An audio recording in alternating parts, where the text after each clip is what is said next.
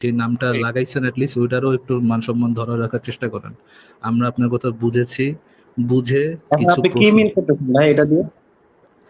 এইটা মিন করছি যে অ্যাটলিস্ট আমাদের কথা বুঝে রেসপন্ড করার চেষ্টা করেন। আমরা আপনার কথা বুঝেছি, ফরাজ ভাই আপনি তো বুঝে শুরু ওইটার দিকে ছিলেন, আমি আসিফ কথাটা ভাইকে প্রথমে কোশ্চেন কথাটা শেষ করছিলাম। কথাটা আপনি শেষ আমার করতে কথাটা দেন শেষ ভাই করে দেবেন, প্লিজ। আপনার কথাগুলো আমি বুঝতে পারছি। আপনার একটু মিসকনসেপশন হয়েছে, এটা ক্লিয়ার করে দিই।